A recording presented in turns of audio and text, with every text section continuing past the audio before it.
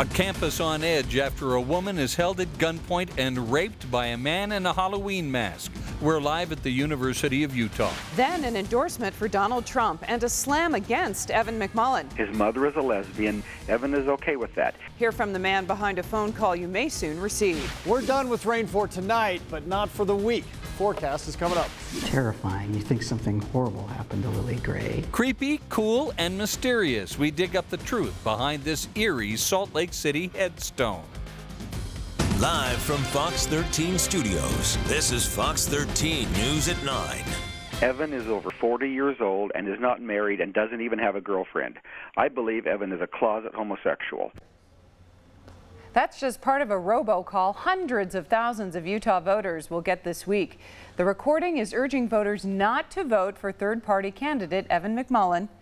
Just as the Utahn is starting to get national attention in the presidential race. The call not only questions McMullin's politics, but his sexual orientation.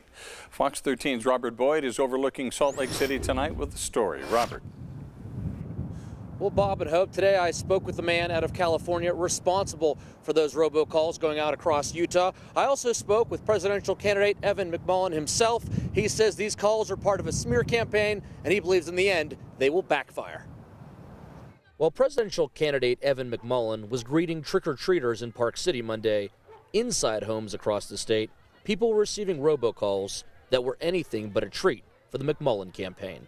My name is William Johnson. I'm a farmer and a white nationalist.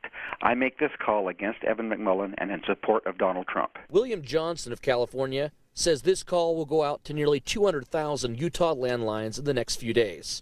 It's being paid for by the American National Super PAC, which supports Donald Trump. I'm trying to reach the salt of the earth Utah voters who will see through the fraud of Evan McMullin. During the robocall, Johnson says McMullin is an open borders amnesty supporter.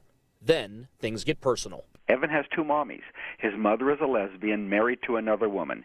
Evan is okay with that. I was raised in a traditional Mormon family, and when I grew up, my parents divorced, and my mother is married to a woman now. We disagree on the issue of gay marriage, but I love her very much. She's one of my best friends. Johnson then goes on to question McMullin's sexual orientation. Evan is over 40 years old and is not married and doesn't even have a girlfriend. I believe Evan is a closet homosexual. The truth is that, I'm straight, first of all. We'll put that on the record. McMullin believes the Trump camp is behind the smear campaign and doesn't think it will work on Utah voters. It's just typical of the Trump campaign to spread lies and attack people for whatever reason. This is just what they do. The Donald Trump campaign has denounced this robocall. Now, this actually isn't the first time that William Johnson has made robocalls here in Utah in support of Donald Trump. He did it back in March, and during those robocalls, he was actually targeting Mitt Romney, because you remember Mitt Romney had just come out and told people not to vote for Donald Trump. Live in Salt Lake City, Robert Boyd, Fox 13 News, Utah. It has been 1 year since 14-year-old Victoria Hillman was hit and killed by a van while trick-or-treating in Taylorsville. Tonight, the community put their Halloween festivities on hold to remember her. Fox 13's Kirsten Nunez joins us near 27th West and 59th South in Taylorsville. Kirsten. Yeah, throughout the night, people have been stopping here along this sidewalk, looking at this beautiful mural, dropping off teddy bears, flowers, and balloons.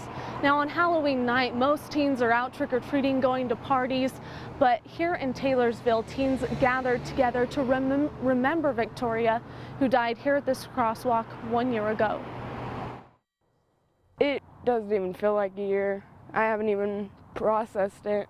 I can't even believe it. Like, I'm just like, my best friend's gone. With the bright flame of candles in hand, dozens of friends and classmates shine light on cherished memories of 14-year-old Victoria Hillman. I just miss everything about her. Halloween night marks 1 year since they got the heart-wrenching news. I just couldn't believe it. I mean, my mom had to drive me to the scene just to prove that it was real, because I didn't even believe it. I didn't know. Victoria was in a crosswalk when she was hit and killed by a van. It happened quicker than any of us could have ever realized. I was actually in shock, and I didn't know what to do. This year, close friends started their first year of high school without her. It's been really hard. I really wish she was with me in class and there to go to lunch with me and just to be there and talk to her about my day and be my best friend. A lot of first you'll never get with her. First high school, first prom, first driving. Victoria's friends have this message for drivers. I just wish everyone would just drive safer and just realize what you're doing and that there's children. Slow down. And in the past year, Victoria's family has fought to make crosswalks in this area safer. Now, the city has installed these lights at the crosswalk on 2700 West where Victoria was hit. And tonight here for Halloween, there have been volunteer crossing guards who are just from this neighborhood who have come out to help trick-or-treaters across the road safely. And again, just a painful reminder for all drivers out there to watch out. Live in Taylorsville, Kirsten Nunez, Fox 13 News, Utah. A 14-year-old boy is now charged with attempted murder in connection with a shooting outside Union Middle School in Sandy last week. Police say the boy shot a 16-year-old as school was letting out for the day. Charging documents show he got the gun out of his mother's closet and brought it to school with him, knowing there might be a fight. The Salt Lake County DA's office is requesting the minor be certified as an adult through the court system. This is an allegation that took place on school. It involved a weapon on school. It involved the shooting of an individual that was shot multiple times. And taking all of that in consideration, we felt that these are kind of issues that we take very seriously, and this is the appropriate thing to do in this matter. Now, the victim is improving. Police are still investigating why the two met up to fight.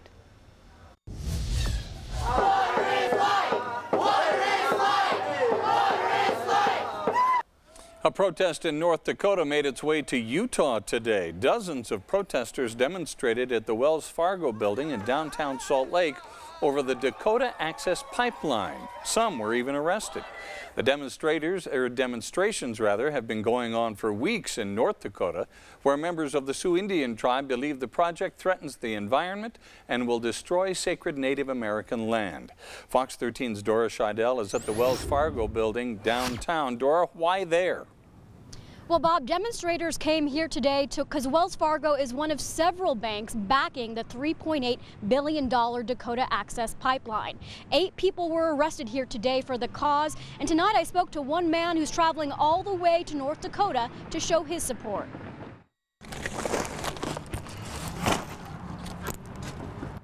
Ryan Keating is packing up his car with supplies and heading to North Dakota bright and early to join the fight against the pipeline. You know, we're seeing imperialism, we're seeing the military confronting populations within our own borders. Citing concerns about climate change and the plight of the Standing Rock tribe, Ryan is willing to take the risk. I'm not going to be confrontational. I'm not going to get arrested. I'm not going to get pepper sprayed. I know that that might happen. He's not the only Utahn willing to take risks for this cause.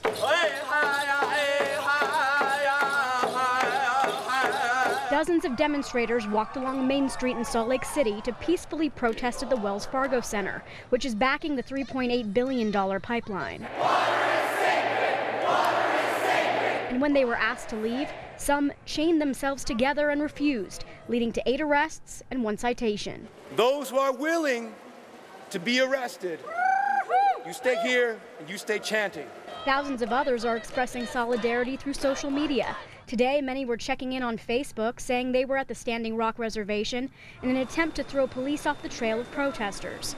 Ryan believes this cause is resonating here in Utah and around the country because people are frustrated with the current political climate and want to feel inspired. So I think people are they just really want to care again.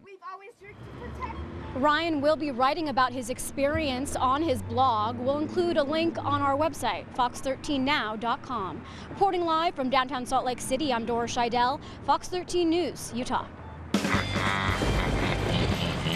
Saw a lot of clearing out there today after the storms that rolled through last night, the winds, everything, the heavy precipitation, those rolled on through, and then the clearing today was actually turned out to be a very pretty day, which was expected. So let's go ahead and take a look. First of all, up in Little Cottonwood Canyon, A spot probably, I mean, I know I've never been up at this elevation, and a spot probably many haven't seen where you really get up into the granite area up at the top of the canyon. Peter Finn sent that picture in. You look at some of the rainfall totals around northern Utah especially, but also in portions of central Utah. You can see 3/4 of an inch was pretty uniform. Look at Manaway and Spanish Fork, and you also see around Centerville just under 3/4 of an inch.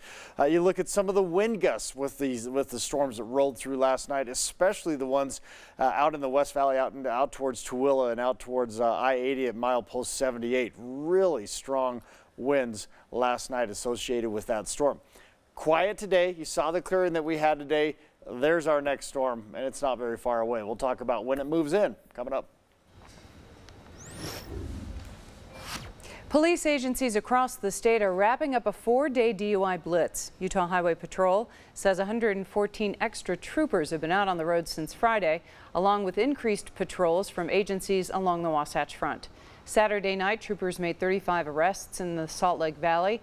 While a lot of people tend to drink over holiday weekends, troopers remind us alcohol-related deaths are 100% preventable. They're tragic deaths. They're horrible.